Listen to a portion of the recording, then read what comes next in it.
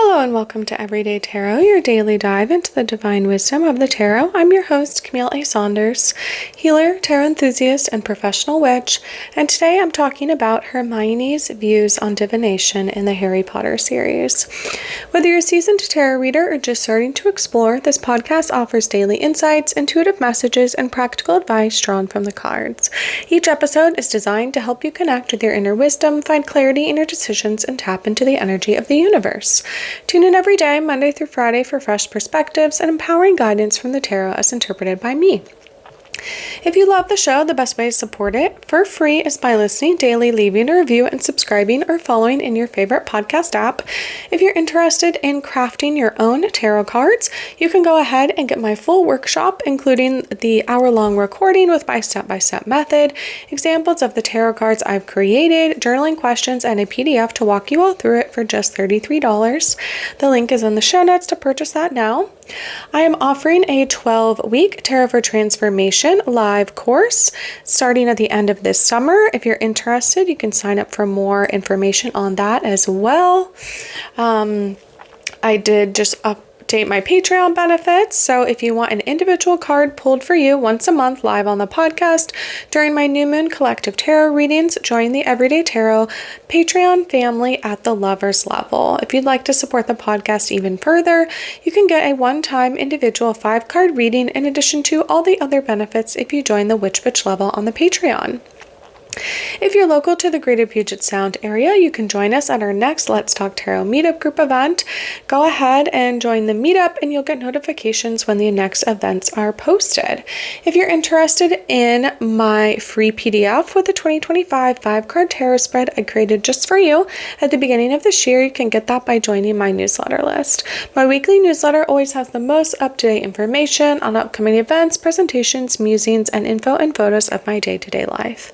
And if you don't already know, I'm a sex and relationships therapist and coach, seeing clients virtually all over from my home office. I love working with queer, poly, and witchy clients, so if you'd like to work with someone that doesn't judge you, is witchy just like you, and helps you learn how to deal with anxiety, chronic pain or illness, communication issues, self-advocacy, and sex, head to my website and book a free consultation now to start your journey. You can find the links for any of these offers in the show notes or on my website, CamilleASaunders.com/everydaytarot, in addition to the images of the cards I pull on each episode. So welcome to season 13, where I'm talking all about divination in the Harry Potter series. If you haven't listened to my other seasons yet, you can check those out. In season 1, I talked tarot basics. Seasons 2 and 3, I went through all the major arcana cards and the 4 suits. In season 4, I talked tarot and pop culture, which included an episode on Harry Potter and on Professor Trelawney. Season 5, I went through 13 common tarot spreads. Season 6, 7, 8, and 9, I went through all of the Suit of Wands, Pentacles, Swords, and Cups. Season 10 was all about tarot and witchcraft. Season 11, tarot and plant allies. And season 12 that I just wrapped up was about tarot and animals. Like I said, now we're on to season 13, where I'm talking all about divination and the Harry Potter series. And today I'm talking specifically about Hermione and her views on divination in the series as a whole. So a little bit about me and my background on the Harry Potter series. I grew up reading all the books from elementary school on, and as a family, my parents read them to us when we were young, and then I, as I got older, would read them on my own, and we would also listen to them on CD in the car when we would go on road trips, and now I still listen to the audiobooks, the Jim Dale versions. I identify as part of the Slytherin house. My favorite book is Half-Blood Prince. My favorite movie is Goblet of Fire. And I've been a Mugglecast podcast listener since 2006. They started in 2005 and just celebrated their 20-year anniversary of recording the podcast. So I've been listening to podcasts for a very long time, and that's part of why I wanted to start my own podcast, because of my love as a listener of podcasts. And favorite characters, probably Luna, since she was introduced in the 5th book, but I did love Hermione when I was younger in the early books. how book smart she was and how brave and what a defender of other people she was as well. I love how direct and also open-minded Luna is, and I know J.K. Rowling has stated that Luna is like the almost like opposite of Hermione, so that's very interesting.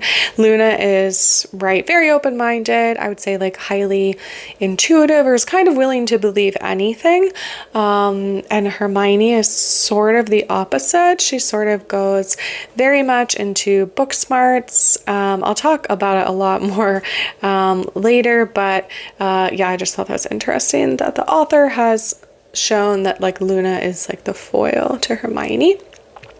So Hermione might be a name we know well now, or if you grew up watching or reading the books or listening, you know, or watching the movies. But we think about the name Hermione. The author has stated it comes from The Winter's Tale, which is a Shakespeare play. Where there's a character named Hermione. The author has stated that the Hermione in the Shakespearean tale is not really like similar to the character Hermione that she has created, but I just thought that was kind of like interesting. In Greek mythology, Hermione, so in this tale, was, let's see, the daughter of Menelaus, who is king of Sparta, and his wife Helen of Troy. And prior to the Trojan War, Hermione had been betrothed by Tyndareus, her grandfather, to her cousin Orestes, son of her uncle Agamemnon. She was just 9 years old when Paris, son of the Trojan king Priam, arrived to abduct her mother Helen. And Hermione was sent away later to the city of Phthia, the home of Peleus and Achilles, where Neoptolemus was staying. The two were married, yet soon afterwards he arrived in Delphi in order to exact revenge against Apollo for having caused his father's death, only to be killed there. And with Neoptolemus dead, Hermione was free to marry Orestes, with whom she had a son, Tissamenus. So very interesting. And then in the Shakespearean tale about Hermione, she is the Queen of Sicily. I'm trying to remember what else happens. Oops.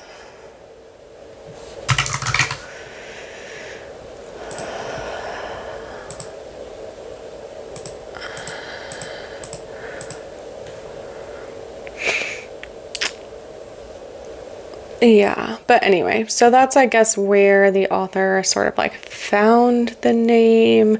The other thing I wanted to talk about is that like the name Hermione is sort of like a feminized version of Hermes or Hermes.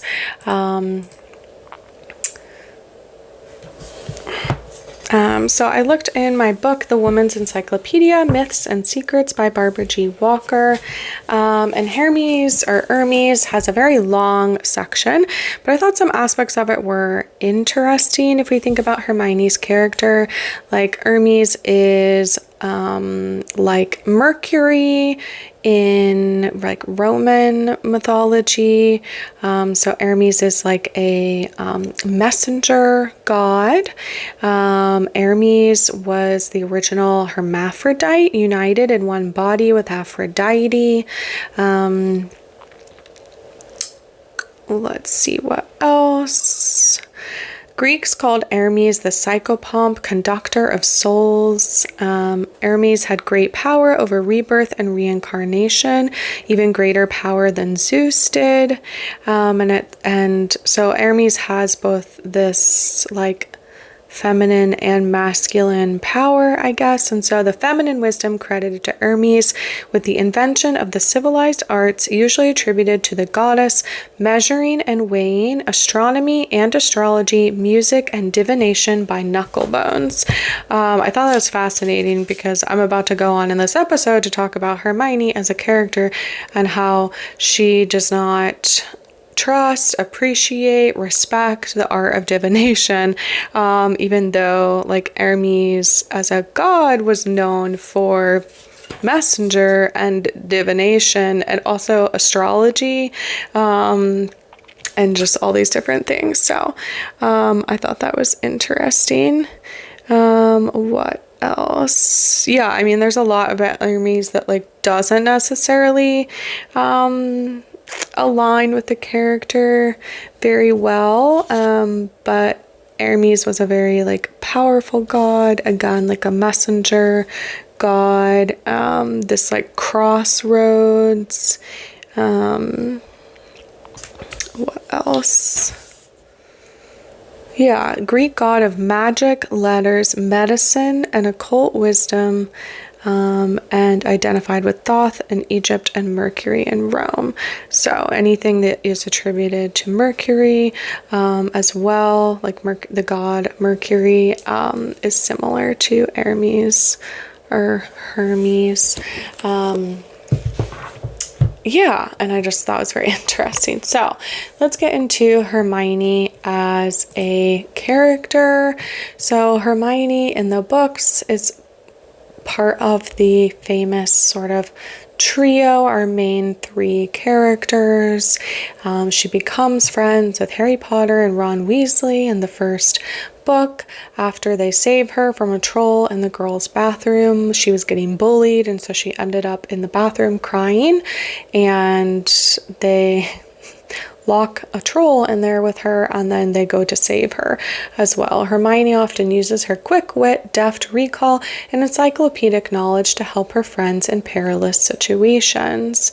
And yeah, the author J.K. Rowling has stated that Hermione resembles herself as a young girl with her insecurity and fear of failure. So she's a very like perfectionist, book smart, tries very hard in school. She's sort of seen as like a know-it-all, like in the books.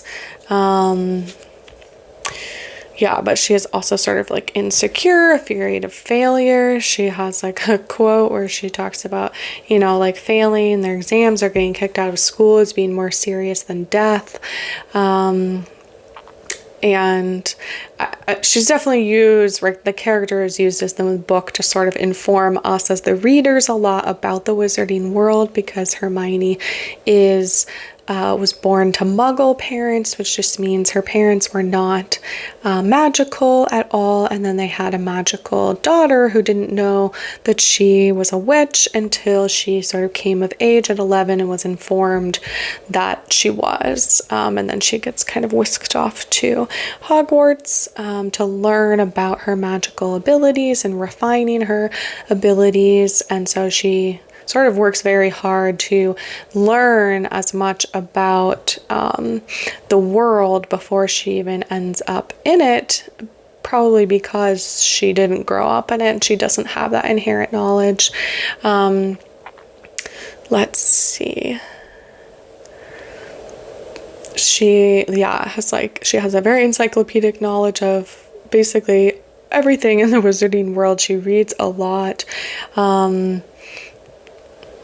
And she is sort of seen as like arrogant by other characters, or just again this very know-it-all. She's always raising her hand in class.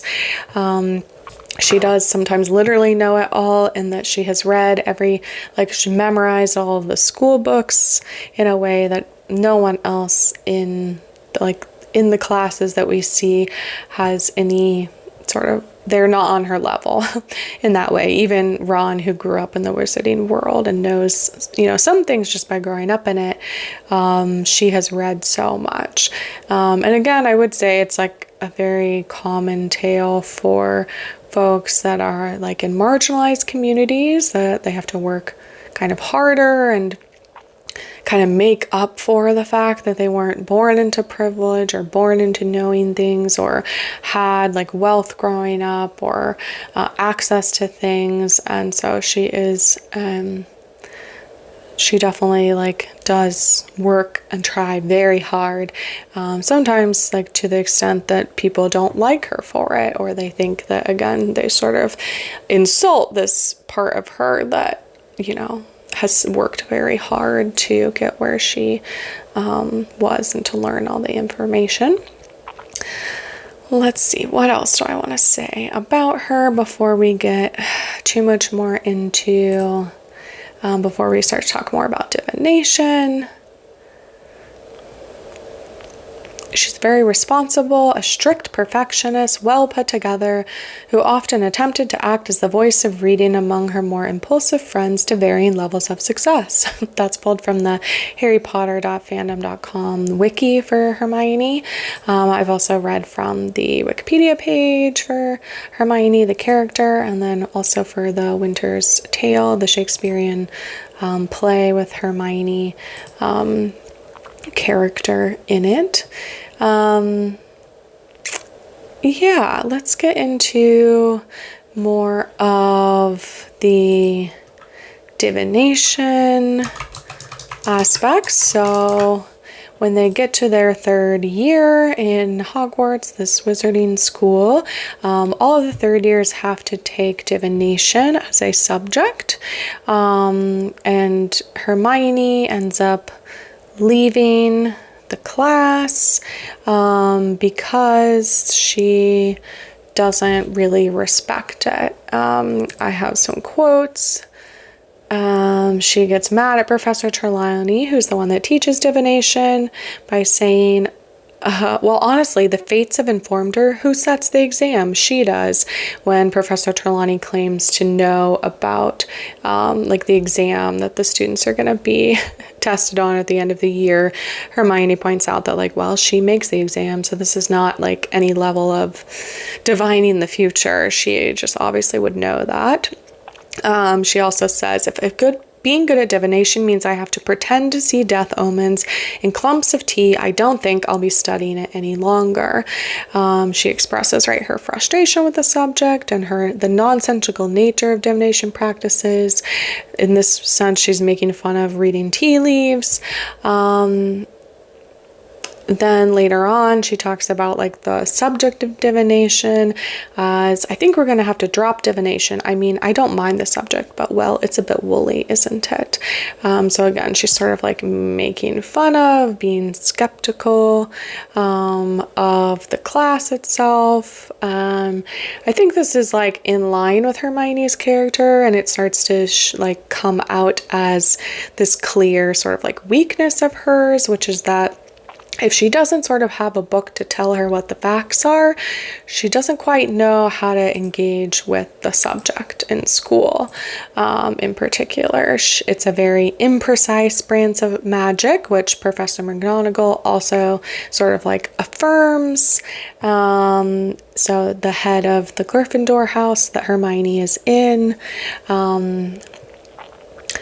What else?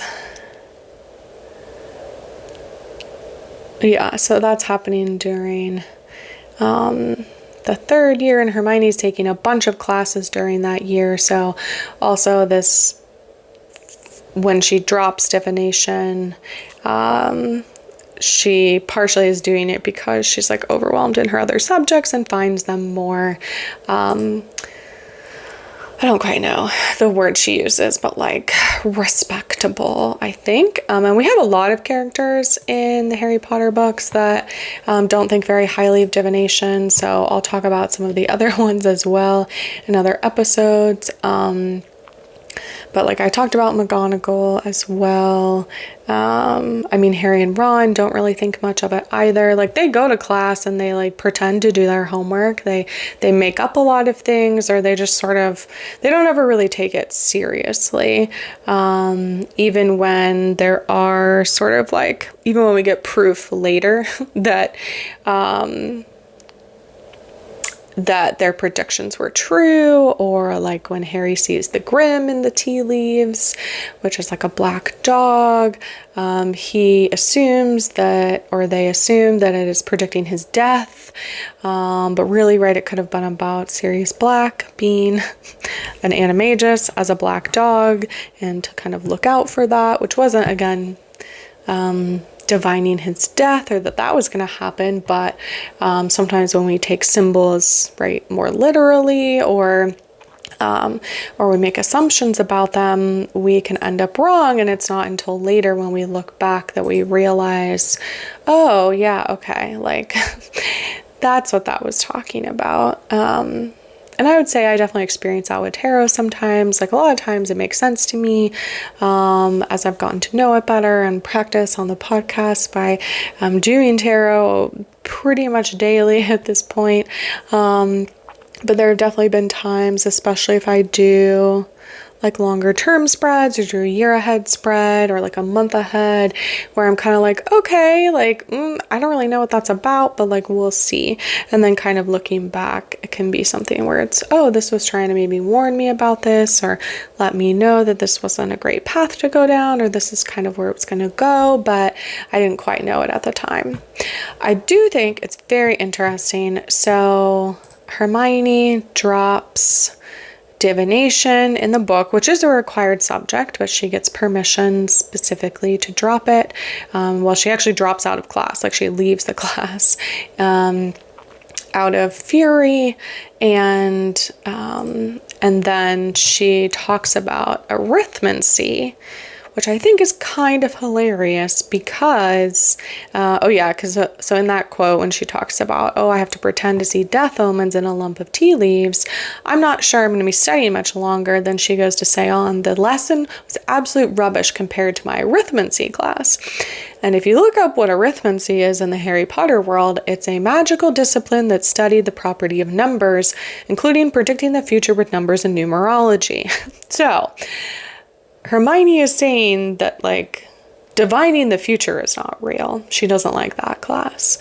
But predicting the future with numbers and numerology, that's real. And in our current world, I would say numerology gets also put in the same category as tarot or other divination things. That's sort of like, oh, it's woo-woo, it's witchy, it's over here, it's not a hard science, it's like all these things. So I think that's kind of hilarious that, like, she is like, oh, I don't like divination because it's too woolly, is like the word that she uses in the books.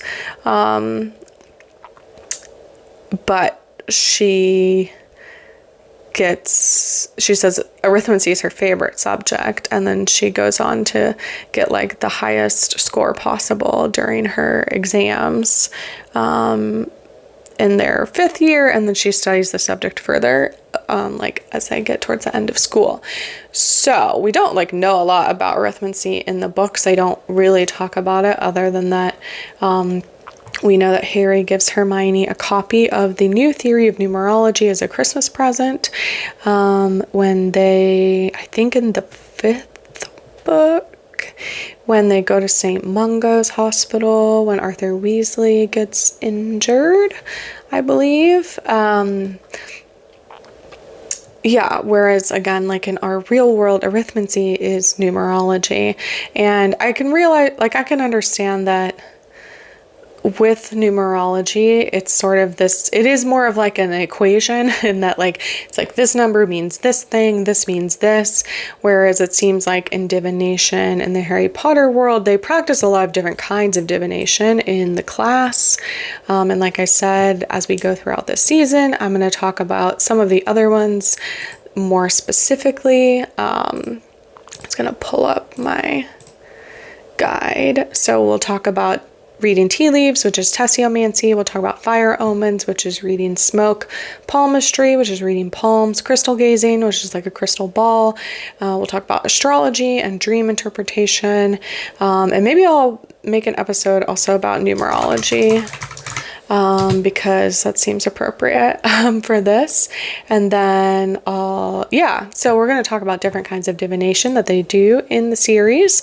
But I just do think it's like ironic that Hermione doesn't like reading tea leaves because she feels like it's too ambiguous, or like she's definitely, again, like I talked about with Luna earlier in this episode, Luna is seen as this character that is like in touch with the underworld, I would say. Like she is a bit more of like a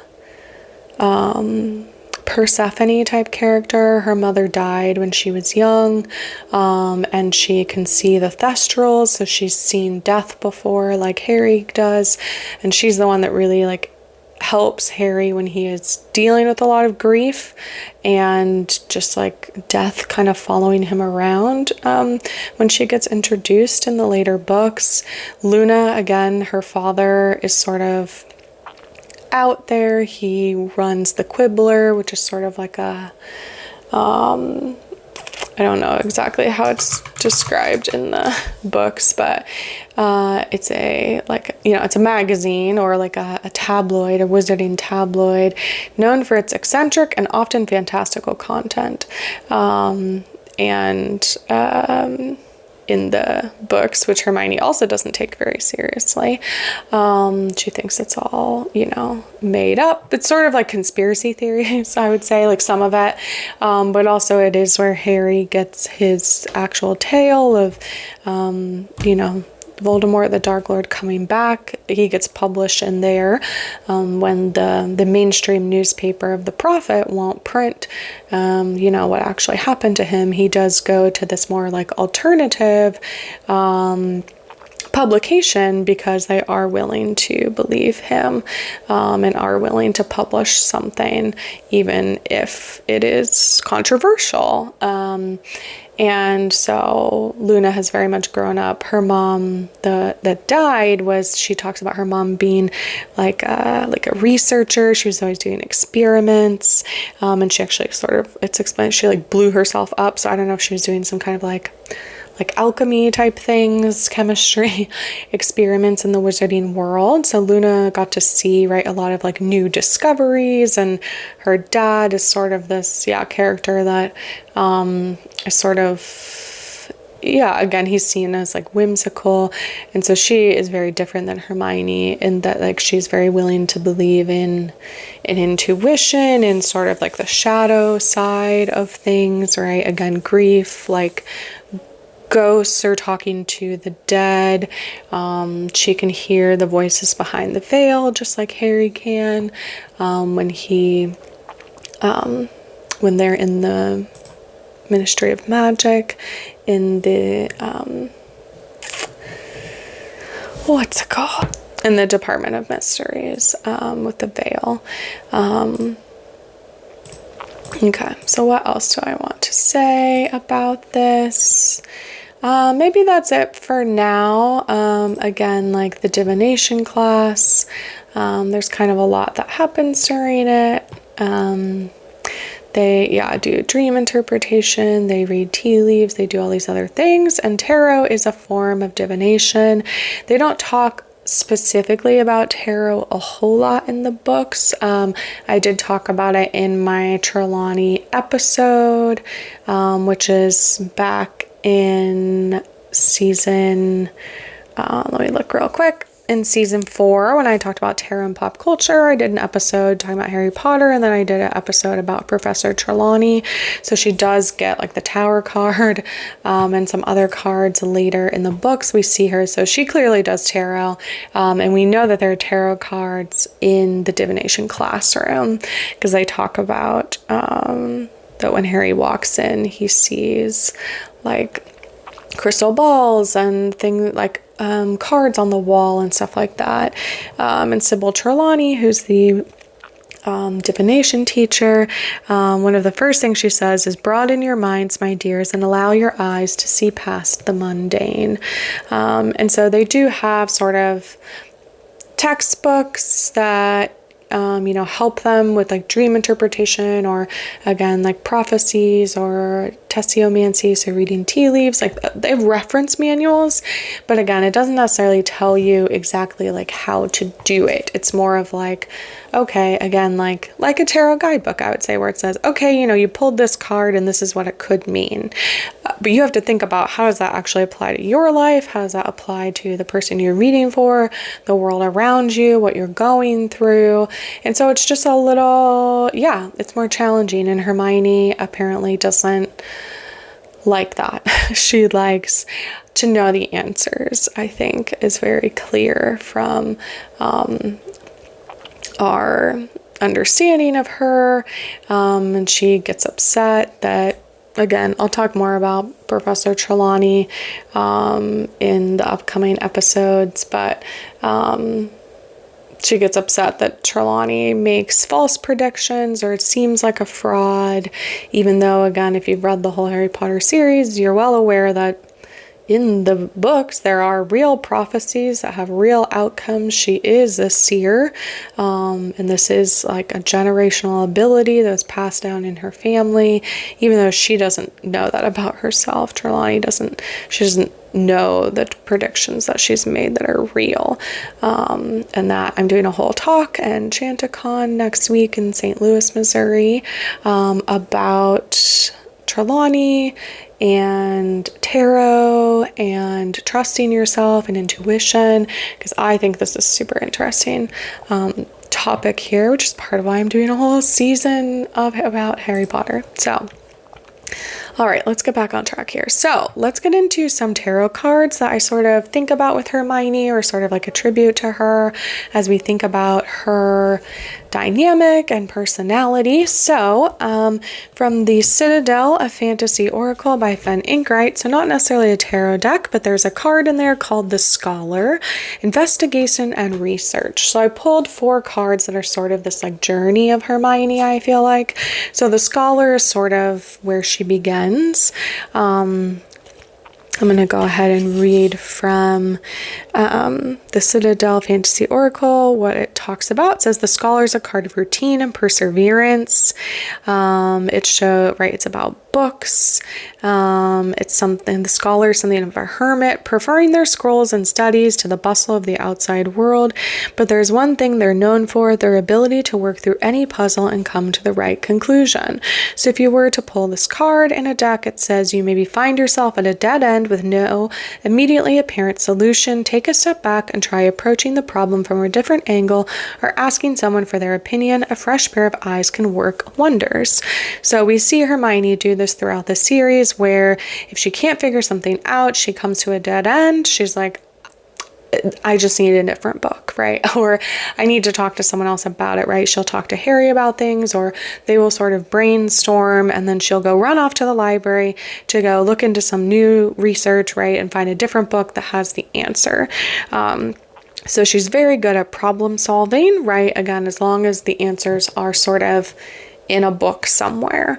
And she does have the magical library of Hogwarts to do a lot of research in. So I pulled that one for her because that's very much where she starts the series. The next card I pulled was the Hierophant from the Anima Mundi tarot deck, which depicts an elk, I think. Yeah. It says the Hierophant suggests to stay within convention. Rather than being innovative, now is the time to stick to what has already been tried and true. The Hierophant, however, also encourages pursuing knowledge, such as through education and joining a group. So upright, the Hierophant is generally about religion, conforming, tradition, education, and group identity. So Hermione, especially in the beginning of our series, is a staunch rule follower. She does not like to break the rules. She thinks the rules are there for a reason. She doesn't really want to break tradition. She wants to fit in, right? She's very upset. This is part of why she becomes friends with Harry and Ron, is because gets bullied by other people because they make fun of her for kind of having all the answers, or using her book knowledge to try to like do well in class, and then she's very much like socially punished for it. So she gets a lot of right. So then when Harry and Ron go and actually rescue her and care about her, she sticks with them, right? Because she is looking for part of that group identity and people that value her for who she is. Now, Harry and Ron also very much take advantage of her, and she does a lot of their schoolwork for them. So they also are in this sort of like, that's a rule I guess she's willing to break often, is like helping them do their homework. She doesn't usually do it for them. It does happen later on in the books, but she will help them or correct it or edit it or things like that. And she very much cares about tradition and education, right? Again, she's just like, okay, everything I need to know, I can find in a book. Okay, then I pulled the Page of Wands card from the Sacerobito Tarot deck by Sasia Burrington. Part of this was like the image was in my head for this character that's on the Page of Wands. Wands, right, are a fire sign. Hermione definitely has the passion when she finds something she cares about, like, you know, spew the society prevention or promotion of elfish welfare and other causes, right? She is very protective of Harry. She's very, you know, brave and, loyal to her friends. Like, this is very much emblematic of that. And she has that spark, right? She is always kind of looking for more to like consume in the same way that like a fire would. So the Page of Wands, confidence, enthusiasm, and charm. This card is full of youthful, optimistic, and creative energy. It can represent a catalyst for change. The young woman I've illustrated here is bright-eyed, inspired, and wears a flame insignia on her chest. Her hair is also fire-like. Think of your creative spirit as a fire, therefore it needs fuel like wood. Throw some wood on your fire. What inspires you and gets you all worked up? Go get you some more of that. As a page, the card can also signify a messenger, the arrival of news. And I thought that was interesting that pages are messengers, because also Hermes and Mercury, the gods, were messenger gods. And also in the Harry Potter books, we see a lot of again, like Hermione in the book also serves as a way to inform the reader about the wizarding world. But she also literally in the series gets she gets the newspaper, she gets the Daily Prophet, which is the wizarding newspaper, delivered to the school, like by owl. So she like acts as both a messenger for us as the reader and a messenger for our main characters and about information in the wizarding world. So I just thought that was very appropriate for this card. And then finally, I pulled sort of where Hermione kind of like ascends to her final form, or at least her, like when she is her most, what's the right word? Like, her highest self, maybe, is the Crone of Swords, or also known as the King of Swords. And I love the image on this card. When I saw it, I was like, oh, this is very like when Hermione is most powerful. So it says, with the precision of a diamond and just as multifaceted a perspective, the Crone of Swords swoops in like a falcon, ready to snatch its prey and feed the family. Get explicit about what's necessary right here, right now. This card asks you to get out of your heart and into your head, not just because there's anything wrong with what you're feeling, but because you need to channel the logic of the Crone of Swords to get through, right? Again, Hermione very much uses logic to make sense of her world and also to like fight her battles and the things that she really cares about when she is being fueled as a Page of Wands. She is not afraid to use force with discernment when it is called for, which is definitely true for Hermione. Embrace your boundaries or turn to someone who lives the energy of this card to support you in finding balance and order. It is a delicate dance to honor your heart while not getting seduced into violence, blame, and pain.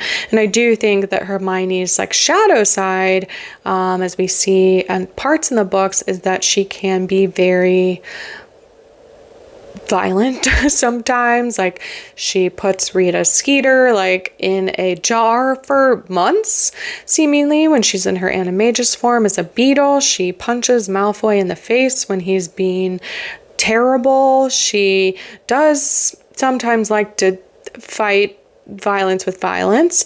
This is probably also part of her like Gryffindor-ness coming through. Like, she does value bravery and courage and not kind of like backing down from a battle.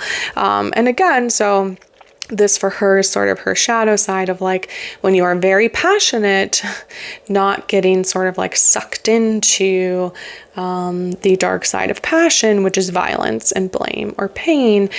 She does a lot of blaming, or maybe not quite that, but like belittling of other women in the series, especially around things like divination, which she sees as sort of like a intuition, like in the same way that some people belittle tarot or divination in the real world, where they see it as, oh, it's not real, it's just in your head, it's like there's no such thing as intuition, there's no proof, like all of these things, right? Again, that is sort of also the dark side of Hermione, which is that and sometimes she has to be like beat over the head with information, or she can really miss things that are going on because it's not written down, or it's not like within the traditional form that education comes in for her, which is like a book.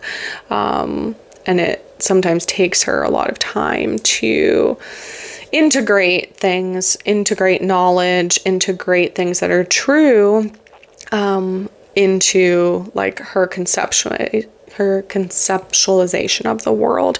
Whereas Harry Potter, again, in his final form, or in his like highest self, is very intuitive. He's very in touch with himself and his emotions. He, right, is literally like intuitive about a lot of things about Voldemort, or even when he's great at defensive magic, because he can sort of intuit what other people are going to do and how to fight them and what their weaknesses are. He kind of can really see the heart of some people, and when they are not being truthful, or when the book knowledge is just not it. Like, he is not a very book, he in the books does not very much care about book knowledge. Like, he'll use it when it serves him. They do use it a bit in the 7th book when they're trying to find out certain information with the books that Hermione took from the school about Horcruxes, when there has been sort of like censoring of information, when Dumbledore is no longer around. But Harry is much more of like a kinesthetic learner. He likes to learn things by doing. He is much more, again, in touch with like his physical body, right? He's a great Quidditch player, again, because he's like his mind and body are very connected. He doesn't have that like division sometimes that, right, might make Hermione like not as good as a Quidditch flyer or a broom flyer, because she is very in her head, and that serves her when it comes to book knowledge. But again, like, she doesn't necessarily like, her reflexes are not as quick when it comes to like the mind-body connection. So that's very interesting. All right, let's stop for now, because again, I could just go on and on this season, which is so fun for me. But let's see. Oh yeah, and the last one, I pulled the Crone of Swords, or like the King of Swords traditionally, from the Goddess of Love tarot deck. By Gabriella Herstick and illustrated by Julia Popescu. So let's dive in and see what the cards have to say today. What message does Hermione have for us to learn?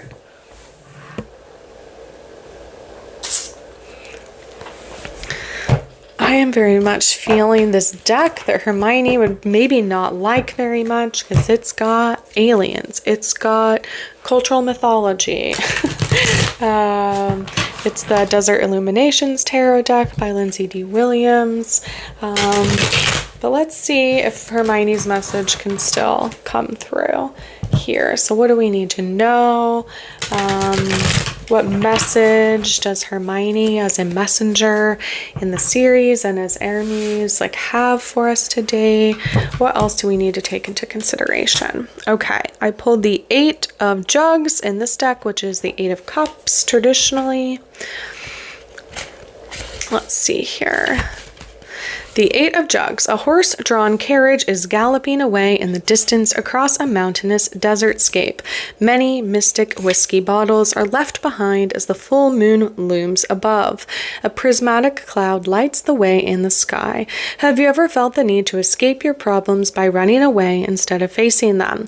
In order to leave the past behind and truly move forward, you must own up to your disappointments to release the emotional baggage. Running away does not always solve the issue at hand. How can you reset your mind so you can stop avoiding life's challenges? Remember that even though situations can be uncomfortable to deal with, facing them will ultimately make you stronger and more resilient. Okay, you heard it here. Hermione says, don't run away from your problems, and that we have to actually feel our emotions, which again, jugs or cups are a water suit, which are associated with emotions. And so this makes a lot of sense, right? We have to actually get out of our mind, right? And get into our feelings, right? So get into our intuition, get into stop avoiding things, and actually, right, process and deal with them. And that will make us stronger and more resilient. Okay, well, thanks for joining me today. In closing, if you'd like to join me on the journey of using the tarot for transformation, you can click on the link in the show notes to indicate your interest in getting more info. Links for the tarot decks I talk about will always be in the show notes and on my website if you'd like to look at them or purchase them. And thanks for joining me today on Everyday Tarot. Just as a reminder, the podcast comes out daily, Monday through Friday for all of 2025. You can email me, me@CamilleASaunders.com with your thoughts, questions, and more. All right, see you soon. Bye-bye.